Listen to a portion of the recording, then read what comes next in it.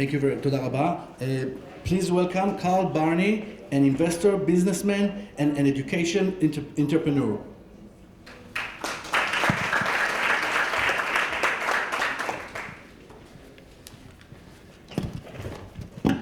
What an amazing company. Who would have ever dreamed of this? Unbelievable. It's a pleasure to be here tonight. Yes, absolutely. Incredible. It's incredible. The Google of transportation.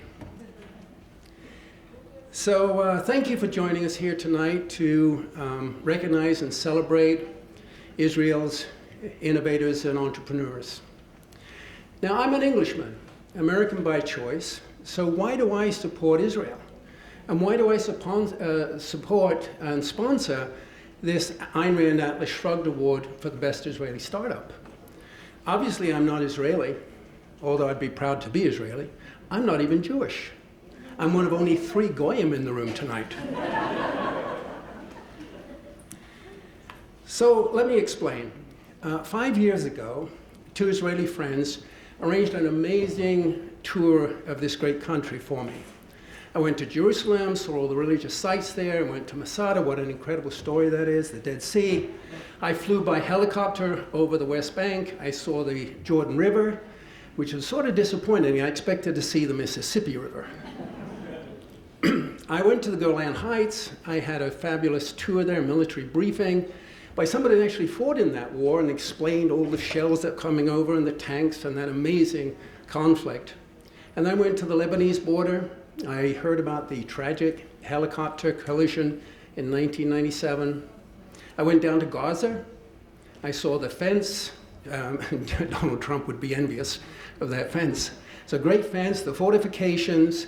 I saw hundreds of rocket shells, all kinds of things. I went to an IDF training camp. I saw a demonstration of rescuing hostages, spent some time in a kibbutz. A great, great tour. So I got to understand Israel in a deep and informative way, and I became a fan. I became a champion for Israel. So as I got to know Israel, I got to know Israelis. And what really impresses me is your sense of life. You don't merely want to survive, although that's a very important issue today in Israel. You want to live. You have a zest for life. Al-Chayim. Sorry about that.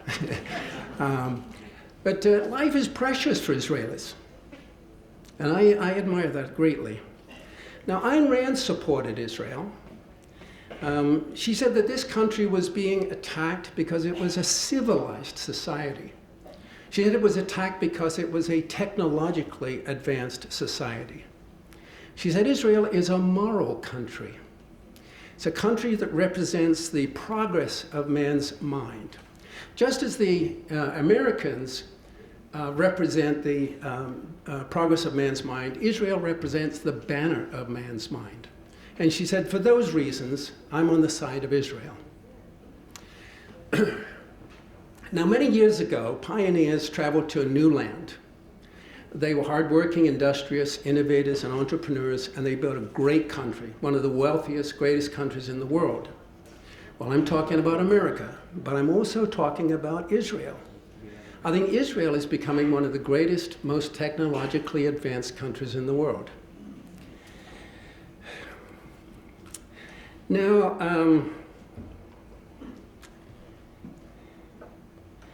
Rand's philosophy of objectivism is a philosophy for Israel. If Israel has a rational, life-loving philosophy, a philosophy that supports reason and freedom, somebody raised their hand, Israel could become one of the richest, one of the greatest, most technologically advanced countries in the world.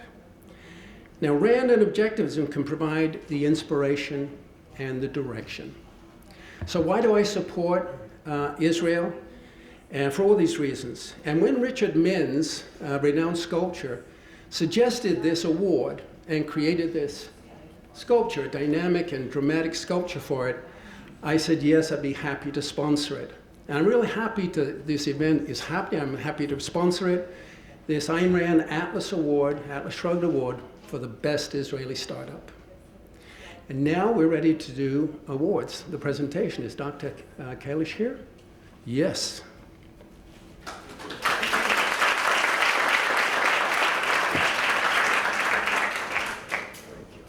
Good that you got here. Thank you, Rich. Thank you, and good evening and welcome everyone. First, we just received a couple of hours ago a letter from Prime Minister Benjamin Netanyahu for the event. He was busy this week, so it's okay that it's a last minute. It's a brief letter. I will read it to you. Dear friends, I send warm greetings to the 2017 Atlas Award Gala. Today's competitive global economy demands that the countries and companies constantly pursue innovative technologies, products, and services if they are to avoid being left behind. Those with an innovative edge are those that will succeed. As the original startup nation, Israel is renowned for its prowess in high-tech innovation and entrepreneurship. This year's Atlas Award finalists exemplify the best of what Israel has to offer. These companies touch almost every aspect of modern life, and their work stands to improve the lives of millions of people around the world. I commend you all for your success, and I look forward to hearing great things about you in the years to come. Sincerely, Benjamin Netanyahu.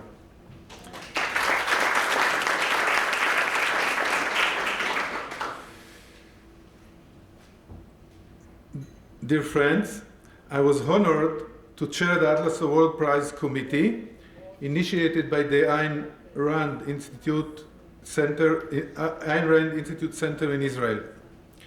I want to thank my fellow referees, Deloitte Innovation Tech, who helped the selection process and the data gathering, the marker who produced this event, and most importantly, Mr. Carl Barney and Mr. John Allison for supporting the center and making this award a reality.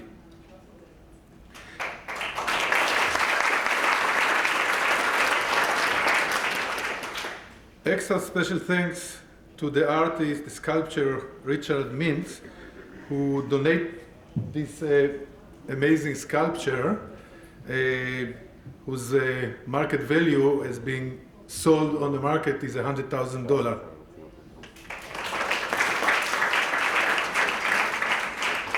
I guess in this crowd it's needless to explain the sculpture. As we know, the mystical Atlas who carries the world on his shoulders. These are the entrepreneurs who make the world go around. Also special thanks, this is a special announcement to Deloitte, who decided, who is, as you know, the global leader in accounting and advisory services, who decided to give the winner of the competition tonight free services valued 30,000 shekels in accounting and advisory services. Thank you. So entrepreneurs are the heart of our society. In the same way that the heart pumps blood and makes our livelihood possible, the entrepreneurs are the enablers to make our life, as we heard earlier from Shimon, to make our life better. These are people who are driven to change the world for the better. We in Israel, the Jewish people, have a long tradition of trying to make the world a better place. It's so opportune that exactly next Wednesday we celebrate Shavuot, which is the holiday of getting the Ten Commandments on Mount Sinai. And the essence of the Ten Commandments is that God gave us the freedom to make our choices, to make the world a better place, and also the rules by how to do it. by respecting the property rights of our neighbor, by respecting the lives of our neighbor, by respecting the honor of our neighbors, and by dealing with integrity with each other, כן? לא תענה ברכה את שקר, like we heard earlier by Shimon. So it's no wonder that there is a big drive in Israel, the entrepreneurial drive, people who want to make the world a better place. It's sometimes a common misperception that entrepreneurs start companies in order to make money. The main drive of entrepreneurs is to make something valuable to other people. And those other people, as we heard earlier by Dr. Eckhuis, are all the stakeholders. If you have a product that people freely buy, it's valuable for them. They are willing to pay much more than $80,000 for a Tesla. It's a great deal for them. That's how we see lines of people waiting for a Tesla or an iPhone, etc. And it also makes money for the company. It makes the shareholders very rich. Now Tesla is worth more than General Motors, as we know. And it makes, obviously, the employees and all the other stakeholders happy and richer. So money comes as a result, but not as a key motivation. The unique aspect of the Atlas Award, as compared with other awards, it is that in the spirit of Ayn Rand objectivism, we try to base most of the weight of the prize on objective, measurable facts. What is a startup? You have entrepreneurs that have talent, they have a vision, they have a dream, and they have execution ability. These are all intangible things.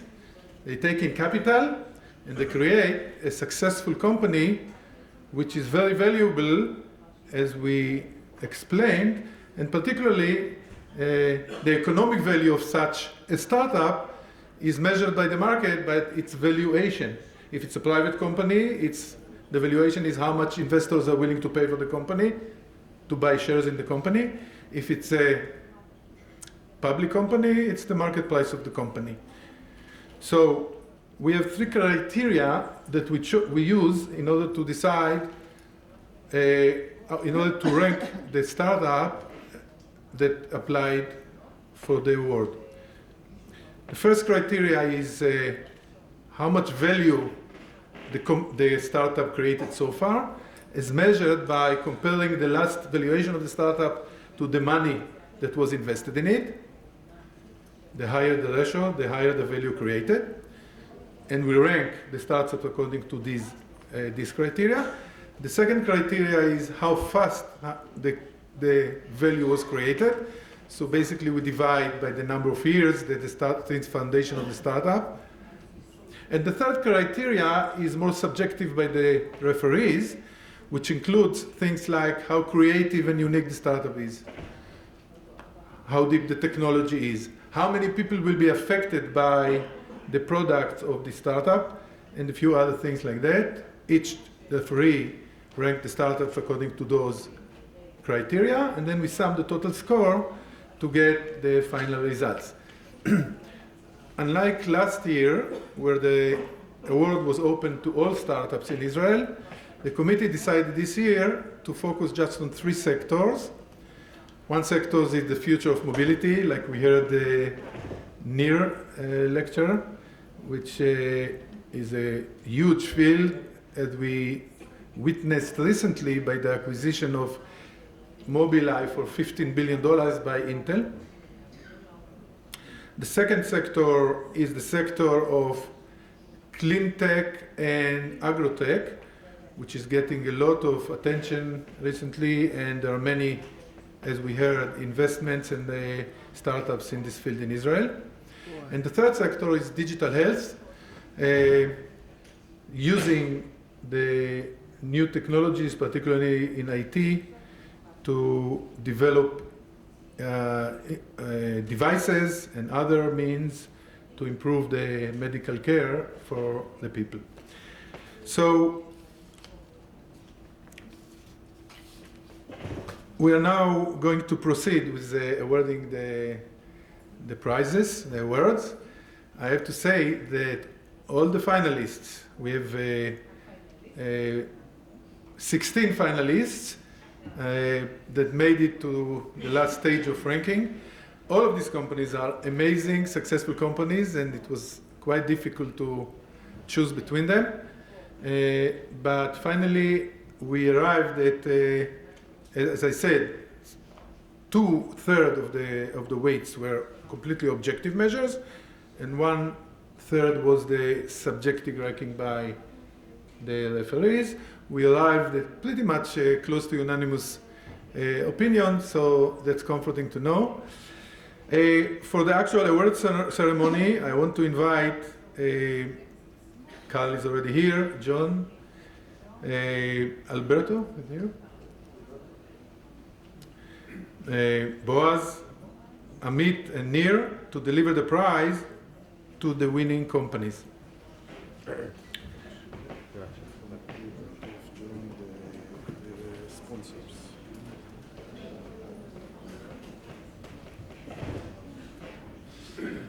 I forgot to mention a recent news that we also want to thank Alberto for joining the sponsors of the Ayn Rand Center in Israel. Thank you, Alberto.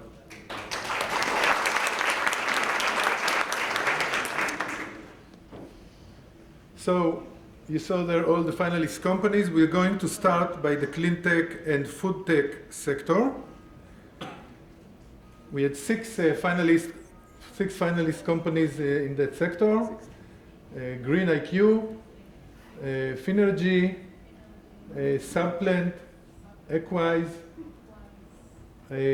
Crop, and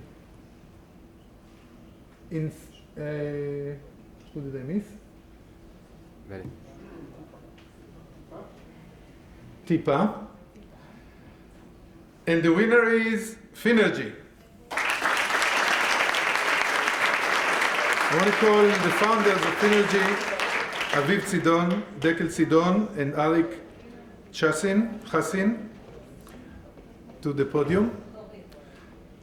Finnergy is making an aluminum-based clean batteries. The area of batteries is obviously one of the mega markets in the world, as evidenced by Tesla and other such companies. The unique things about Finnergy is they pack by far the highest density of energy as measured by energy per kilogram of battery. So that's something unique, as well as completely clean energy that comes from the device. They have a demonstration automobile that drives over 1,000 kilometers on a single charge, as compared by about 500 for Tesla. Wow. So they have quite a few achievements, including cooperation with some of the giants in this industry. So Aviv.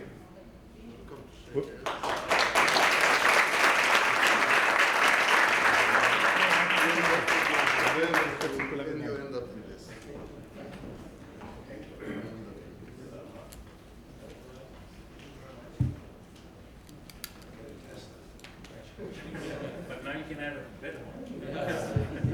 Thank you very much.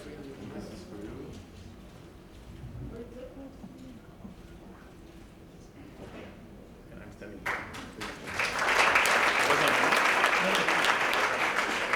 So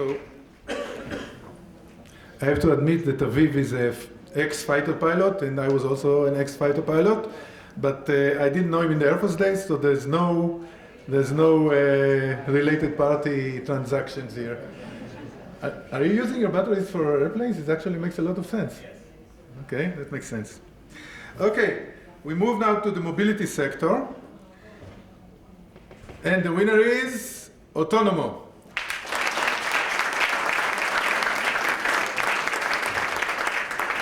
Founded by two partners, Ben Velkov and Avner Cohen. I invite them to the podium.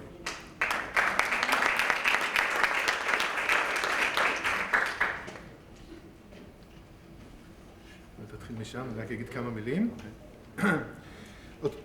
Automobiles, as we know, are getting connected by the millions, and pretty soon by the hundreds of millions. Actually, there are 900 million cars in the world, like we heard from Nir. And each such connected vehicle will provide a wealth of information, such as location, speed, how many people in the car, videos of the surrounding, videos of the road, and everything. What do you do is mount these mountains of data. So they came up with the idea that there will be the marketplace, the depository of all such data, so that people, entrepreneurs, can develop application of this data that will provide value added to the car companies, to the consumers, to the supply chain. And basically they will do what Apple and Google are doing with Google Play and Apple, what is it called? iTunes. Yeah. They founded the company less than 2 years ago and very quickly became the leader in this field.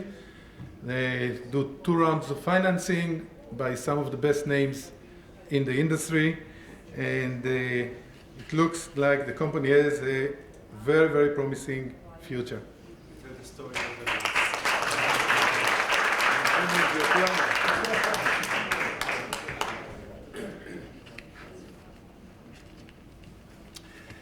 And the third sector winner is that we're talking about the life science and digital health. Zebra Medical Vision.